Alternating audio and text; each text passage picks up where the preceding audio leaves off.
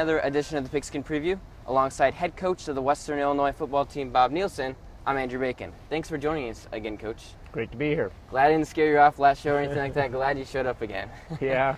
All right, well, let's go ahead and get started here. Last weekend, the Leathernecks took on the Quincy Hawks. The Leathernecks going into the game were 1-0 after a victory over the Hampton Pirates. Quincy, however, though, Coach, hadn't played a game yet this season, and so knowing that, how does that change your game plan facing a team that has yet to play a game this season? Well, there's some advantages and disadvantages. The advantage of having played is you had a chance to work the kinks out of a few things. The advantages of not playing is that you get an additional week of preparation for an opponent. I add to that the fact that they had a new defensive coordinator. We had a pretty good idea of what they were running, but hadn't seen them actually running anything defensively. You have to guess a little bit in your game planning. So I thought our guys responded very well. Where our preparation was good, and we came out right away executing both offensively and defensively.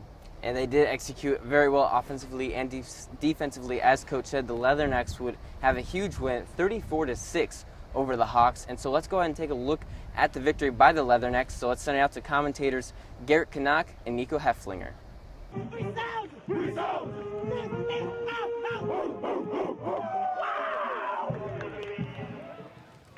And Lonergan's going to drop back to pass, step up in the pocket. And Lonergan once again going to pass. He's going to have Shelby, the tailback, up the left side, and he's going to get to the 50-yard line. Shotgun for the first time, and this is going to be a handoff once again to Flowers, who's going to be brought down to the backfield by Ethan Bashinsky. Lonergan bootleg to the right side, and he's going to go deep, and he's got Justin Dickens. And a long pass play. Justin Dickens, a player we talked about in the pregame, a very talented player. Had 43 catches for 700 yards and 12 touchdowns last season, and a very nice job keeping both feet. 43-yard attempt. That is up, and that does not quite have the distance. Very good defensive stop for Western Illinois, the secondary. As Borsellino going to be in motion, that's going to be a pitch to Borsellino. He's got some room up the left side, and that's going to be a Leatherneck first down. And on 3rd and 8, Norval going to go down the field, and he's got Fredson Solomon for another Leatherneck first down inside Quincy territory. This is going to be a handoff to J.C. Baker, who's going to break a tackle up the left side, and he's got Norval as his lead blocker, and he's going to cut inside the 10 and go to the right side, and that's a Leatherneck touchdown. We talked about the big play not coming up in the Western Illinois offense, but that time J.C. Baker with about a 40-yard touchdown run. 3rd and 9. Norval looking to the left side, stepping up the pocket. He's got High C. Scott up the middle of the field, and Scott is going to get to about the 30-yard line, and a very nice read by Norval on a 3rd and long. 4 wide, Western keeping a lot of the same formations, player in motion. Handoff to J.C. Baker, and he's going to break a tackle and get back to about the first down marker. Shotgun formation on the 9-yard line. Nico Watson right up the middle, but runs into a wall of both Leathernecks and Hawks. Shotgun on the 3. Clock to within 10 seconds, and Watson's going to have room up the right side. Another Leatherneck touchdown. This is going to be a handoff to J.C. Baker, a little spin move, and he's going to have some more room, and that's going to be a big run as he's going to trip his way up for about a 15-yard gain. From breaking about an 85-yard run. They're going to give it right back to him, right up the middle once again, and breaking another tackle, and back-to-back 15-yard runs for J.C. Baker. Next going 4 wide, and this is going to be rifled in for a pickup of about 13 yards, once again to High C. Scott. As Norval once again going to throw from the shotgun, and a little touch pass to High C. Scott up the middle of the field. And High C. Scott signaling a Leatherneck first down. And Norval dropping back, stepping up in the pocket, and he's got High C. Scott for another Leatherneck touchdown. What a pass from the redshirt freshman. Down did not kneel it, and Northern Iowa jumped on it for a touchdown, one of the crazier plays. But yeah, that was almost an unfortunate break for As that time, Quincy. Ryan Deming is going to pick up a 15-yard personal foul. You're going to take a breather. Going to be thrown out to the right side, caught by Jared Sargent, who's going to be brought down right behind the line of scrimmage. Lonergan going to drop back, looking up the right side, but this time he's going to find Eilerman up the middle of the field, and a big hit from Jonathan Rollins, but Eilerman, the fullback, able to just battle through it. Another fresh set of downs as Quincy threatening inside the 40-yard line, but a sack. As Lonergan looking to the right side, this is going to be tipped up in the air and intercepted by John Mark Charles. You gotta love the defensive end making the pick. All right, after the first half there, as we saw, Trent Norville had a phenomenal game already, over 150 yards. The rushing attack was just under 150 yards after the first half. And so, Coach, how was the offense so much more successful last weekend? Well, a week in the system is a part of it. You know, we had more confidence in being able to open up the playbook a little bit more. I really felt we were a little bit too conservative against Hampton. Part of that was the way that game flowed when we got ahead early with all of the defensive touchdowns. You know, then you really just get back on your heels a little bit offensively. Where this week, you know, our plan going in was to try to distribute the football better to our playmakers, and we did that in the first couple of drives, and it opened some things up for us. All right, you heard it from him. We're going to go ahead and take a quick break, but stay tuned as we'll come back with the second half. You're watching the Pigskin Preview. You always made sure I brushed my teeth. You told me that smart was cool. You always told me to dream big. To all of those parents who took the time to make raising their children their most important job, we'd like to say, thank you. Thank you. From the bottom of my heart, thanks, Mom and Dad. This message is brought to you by the U.S. Air Force. As we said, after the first half, the Leathernecks currently are up 20-0. And so, Coach, knowing that, what did you tell the team in the locker room to kind of keep them in the game, let them know that there's still a game going on, they can come back? Well, we talked about, you know, one of the things you have to do as a good football team is when you have opportunities to close games out in the second half, you need to be able to do that. And it's not a situation where a lot of our players had been in the past couple of years. And so being up like that with a big lead was an opportunity for us to do that. And that was really the point of emphasis. We didn't make a lot of adjustments offensively or defensively. We talked about the fact that we could execute better, and there were some things that we did. All right, well, let's go ahead and see the Leathernecks finish the game. Send it out to Nico Hefflinger and Garrett Canuck again. That's a great job by the running back, getting out there, getting physical. Third down, 5 wide set, and that time Kyle Rabisky making his first catch of the season, and it's going to be a Leatherneck first down. Right guard, and I was about to say a little earlier, he's played a very nice game so far, as J.C. Baker going to have some room up the left side, eluding some tackles. And a spin move, broken tackle, and he's going to get to the right side. He's got a little bit of space, and he's got a lead block cutting back to the middle of the field, and another nice gain from J.C. Baker. Hammond's still on the field, looking to his left, and a jump ball thrown for Kyle Rabisky, and that's a Leatherneck touchdown. Look at the touch from Trenton Norville. Play action pass. He's going to find Fredson Solomon, who's going to stumble a bit, pick up a gain of about 8 yards on first down. Norville looking towards his left, and that time High C. Scott making his first catch of the second half, picking up another Leatherneck first down. 3 receivers to the right again. This time headed that way, and Fredson Solomon is going to catch this one. He's got room up the middle, and Solomon, can he get there? He's being chased down and tackled inside the 15-yard line. Norville in the shotgun. Kyle Hammonds in the backfield, 4 wide. Norville looking up the right side and just going to dish it off to Hammonds, who's going to find a little bit of space but run out of bounds. Gets forced out of the pocket, doesn't try to force anything into the end zone, finds Kyle Hammonds, dumps it off down on the flats. Unsportsmanlike conduct, late hit out of bounds, number 5 on the defense. Half the distance from the end of the run and an automatic first down. Formation. The ball given to Hammonds and a flag thrown. Hammonds trying to spin off a tackle. Holding, number 59 on the offense. 10 yards from the previous spot. Repeat, second down. It's play clock inside 10 seconds. May see a little slant route right here. Side, and a nice catch made by Adewale. Norville looking to his left, and a little floater in the back corner of the end zone. The catch was made, but Fredson Solomon couldn't quite get a foot down in bounds. It's going to be a field goal attempt of about 22 yards from Nathan Knuffman. And that is wide left. Knuffman still struggling to get it going in the kicking game. You know, he's a player that's going to get better every single day he's out there on the field. Time Hammonds finding a little bit of space up the middle. Total 445 yards.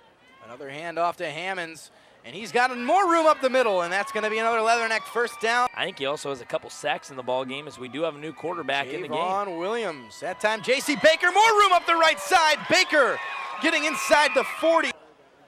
As that time a keeper for Javon Williams, and he's going to get out to the left side. Trips, but he's inside the 20. Laying down the shoulder, getting inside the 10-yard line, the redshirt freshman. The rushing attack again working well for the Leathernecks. Williams that time handing off to Baker, who's going to break a tackle, and he's going to get a touchdown for the Leathernecks. A lot of down linemen for Quincy. Play action pass, bootleg to the right side, and that is going to be caught. He's going to look to the left and find Ladarian Shelby for his first catch of the ball game, getting just to about midfield. They need to prepare. They've done a good job preparing in each of the first 2 weeks of the season, as Lonergan going to step up and be brought down for another sack at midfield. Let's see if Western can hold on to the shutout. Lonergan going to keep it, and he got into the end zone, so the shutout ends on the last play of the game. All right, as we saw after the full game there, the Leathernecks would go on to win 34-6. The Hawks would be able to get the touchdown as time expired. So let's go ahead and take a look at the box score. And then as we see there, Trent Norvell finished 24 of 38 with 278 yards, 2 touchdowns. J.C. Baker on just 14 carries had 144 yards and 2 rushing touchdowns. And then High C. Scott, 5 receptions, 95 yards and had a touchdown. And then Nick Lonergan was very key for the Hawks in getting their touchdown, as he had a pretty solid performance, 20 of 40 for over 200 yards, had the rushing touchdown, as I said, at the end, and then Jean-Marc Charles picked him off the one time. And so, Coach, the offense was much more better for the Leathernecks, as we talked about after the first half. What can you tell us about the offensive skill playmakers on the team? Well, some of our newer and younger skill players stepped up and had big games. J.C. Baker, who has really been I don't want to say surprise, but we've been really pleased with his progress. Showed his running style. He's got a very unique style, but yet he's a guy that was able to slip some tackles and make big plays in a couple of longer runs on Saturday. Our younger receivers, Lance Lenore, High C. Scott, Joey Borsellino, all guys that are playing in their first year at Western Illinois, made some key receptions on the day, and we will continue to need that group of younger players to be a big part of our offense and our offensive production here in the rest of the 2013 season. As you said, the offense was very effective last weekend, but what are some things that you can see the Leathernecks improve upon? I think our red zone performance, we had the ball again a couple times in scoring position that came away with no points, and as we get into the league schedule and the next 2 non-conference games against really high quality opponents, you're not going to be able to squander scoring opportunities. You have to put points on the board anytime you get close, and so that'll be a point of emphasis offensively. Just defensively, we really played a sound game. I think, there was a couple of pass plays we'd like to have back where we didn't play the ball very well, including that last long pass that really set up their last touchdown. And then also, Coach, as you said about the defense, another key stat for the defense was a team total of 5 sacks. And so can you talk about their effectiveness against the pass for getting to the quarterback? Yeah, over the first 2 weeks, we've been able to put consistent pressure on the quarterback with our 4-man front. That was one of the keys, I thought, for us overall defensively going into the year. If we could get a pass rush out of our front 4, now as we change the level opponent, that will continue to be a real key to us if we can get pressure on the quarterback with 4-man rush.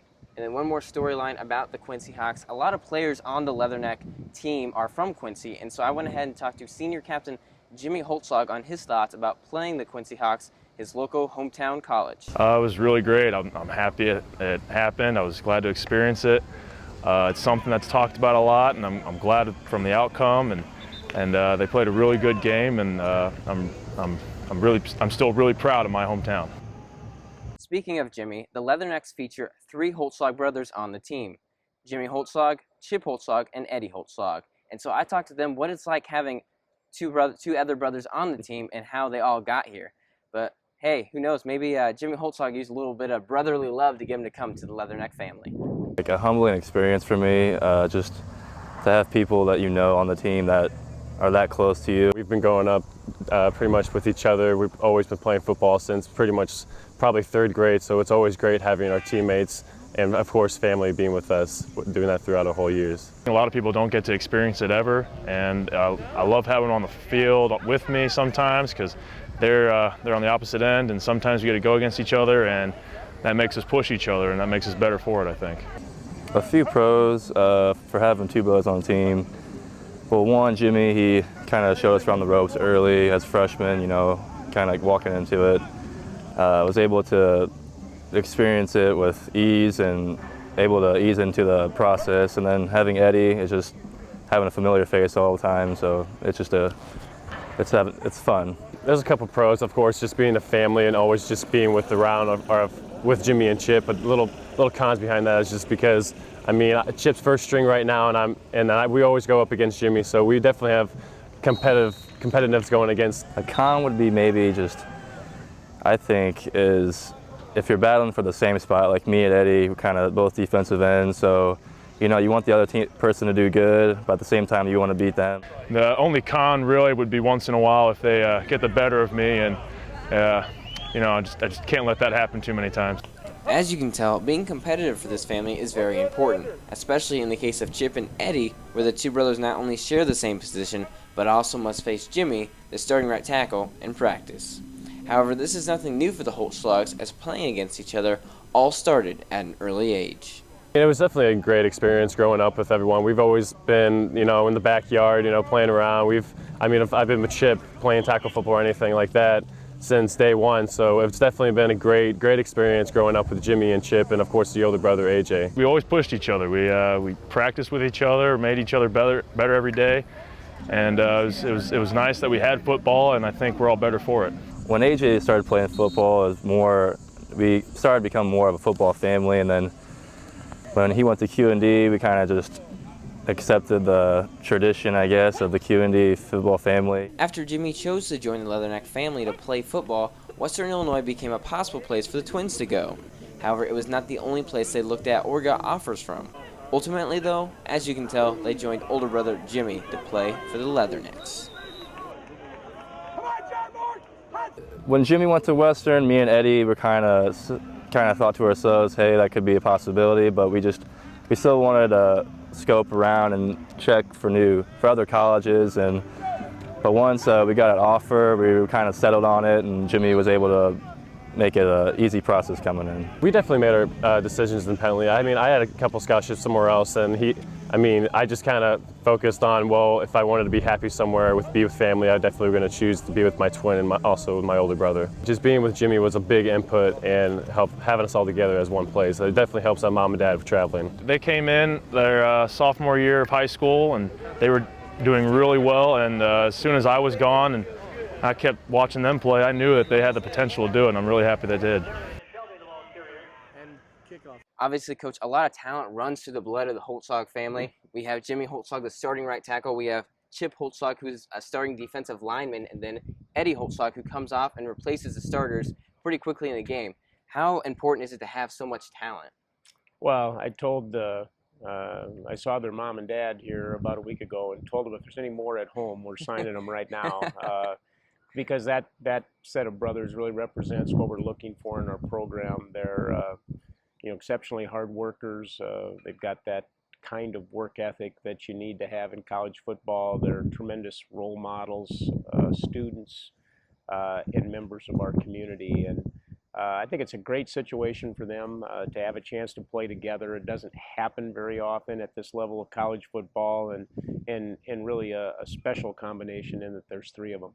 And as you said, there's a lot of key traits that the Holtzlags have. They have leadership, discipline, and then also a big one, competitiveness. Obviously, as we can imagine, a lot of background or playing in the backyard, playing against each other, a lot of competitive.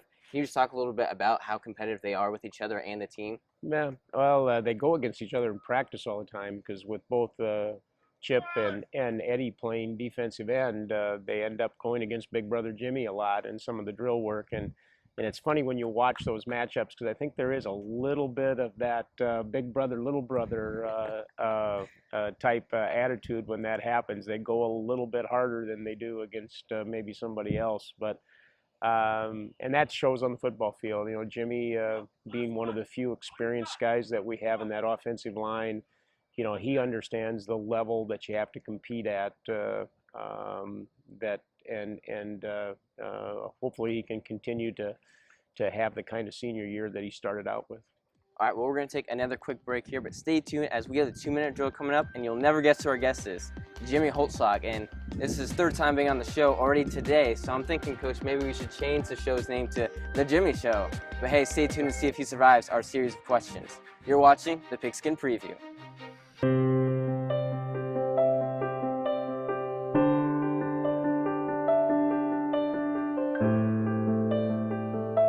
At what age is the color that your skin was meant to be no longer beautiful? Every year, millions of young women try to change the skin they were born with and say they'd die for darker skin. Sadly, some actually do. Melanoma is the second most common cancer in teens and young adults 15 to 29. And one person dies from melanoma every hour. It's time. Change your thinking, not your skin. Stop tanning. Learn more at spotSkinCancer.org. A message from the American Academy of Dermatology. Welcome back to the Pigskin Preview. We're now joined here by Jimmy Holtzog, senior offensive lineman, and if you haven't noticed, this is becoming the Jimmy Show. We featured Jimmy for the third time already. So Jimmy, how do you feel about us changing the show name to the Jimmy Show? I'm okay with it. I have no problem with it at all. All right, let's go ahead and let the 2-minute drill begin. Jimmy, how did it feel to be named a team captain? That was a great honor. I'm happy that my team felt that I was worthy of the honor, and it's a whole new responsibility for me, but it's something I welcome. Last week, the Leathernecks were able to get over 500 yards on offense. How did that feel to be able to produce numbers like that? It's great to see the fruits of your labor like that. We put in a lot of work, made a lot of corrections from the week before, and it's always a great feeling to come out and work as hard as we did and see that work come up and make big numbers like that. I interviewed Chip, and so I have to ask, as he's your brother, who has the best hair in the team? I'm going to have to give it to Chip. You just can't beat that hair. What is something that most people don't know about you? Well, thought about it. A lot of people probably don't know I'm a pretty big movie buff. All right. And then what is your major? I'm agriculture science. What's your dream job after college? The plan is to become a veterinarian. Favorite class you ever took here at Western? If I had to think about it, it'd probably have to be one of my animal science classes, things where I'm more hands-on than in the classroom. And then if you could play any other position besides offensive line, whether it's tight end, quarterback, on the defensive side, what would you play? I think I'd like to try out linebacker. Linebacker? Why not? Take some people out? Oh, yeah. And then what was some players that you looked up to growing up and then now in the NFL? Well, when I first started playing football, John Elway was my favorite player. But when I started getting in the offensive lineman's swing of things and got a little older, Jake Long was a real big influence on me. And then finally, what was a big surprise from the NFL matchups last weekend that you saw where someone won? I'm thinking probably the Lions win. I got a lot of family that are Vikings fans, and they were talking them up so much that I had all the faith in them. So it was a big surprise to me. Well, that's all the time we have for you for the 2-minute drill this week. I'd like to thank Jimmy for coming up here and joining us for that. And so stay tuned as we're going to take a look at the Missouri Valley Conference so far. You're watching the Pigskin Preview. Where do you think you're going? Is your body holding you back? I want to go running. Not with that knee, you're not. I'm fine. Negative. Your bones and joints can say no at any age. With that shoulder, you're going to pick up that track. Really? keeping you from working, playing, or just plain moving. Let's not pick her up. What do you say? Yet a lot of people who live with pain fight back. Use your head. Save your back. My bride, my rules. And regain their lives. You gotta be kidding me. Whoa. I'm going running. I'm going running. Got to see this. Go on, pick it up. Fight for your mobility. Find your own inspiration at anationinmotion.org. A message from the American Academy of Orthopedic Surgeons. Come on. I'll take it from here. Welcome back. Let's go ahead and take a look at the Missouri Valley scores from last weekend. As we talked about, Coach Western beat Quincy 34-6. Northern Iowa had a big win over Drake. South Dakota lost to FBS Kansas. North Dakota State dominated D2 Ferris State with a big win over them. South Dakota State edged out rival North Dakota by just a touchdown. Missouri State couldn't pull out the upset, as we saw plenty of those in the FBS level as they lost to Iowa. Youngstown State put up 67 against Morehead State. Their offense was showing against that game. And then an interesting game here. Southern Illinois lost to Eastern in overtime. A very interesting loss for them, as Eastern starting quarterback is Josh Garoppolo, who is the brother of Mike Garoppolo, who used to play here at Western Illinois. And then Indiana State didn't have their number one running back, Shakir Bell, but still almost beat Purdue. And then Illinois State had the bye week last weekend. Let's go ahead and take a look at the standings now. Currently, teams are 2-0 are North Dakota State, South Dakota State, Youngstown State, Western Illinois, Northern Iowa. And then at 1-1, we have South Dakota. And then teams that are at 0-1 right now are Illinois State, since they had the bye week last week. And then 0-2 are Southern Illinois, Missouri State, and Indiana State. Let's go ahead and take a look at the games this weekend here. South Dakota State will take on Southeastern Louisiana. Missouri State plays Murray State. Youngstown State will travel to Michigan State in a tough competition against the Spartans there, Coach. Maybe a FBS upset there. We'll have to see. Southern Illinois will play Charleston from West Virginia.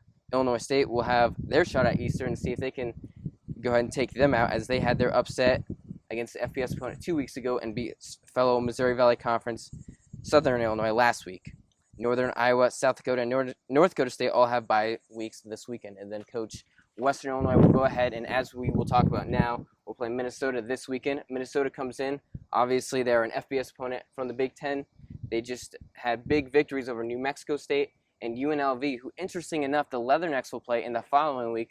We're not going to get ahead of ourselves there. We're going to go ahead and talk about Minnesota. And so, Coach, what can you tell us about Minnesota and what you expect from them? They're a very good football team, as you can see by their first 2-week scores.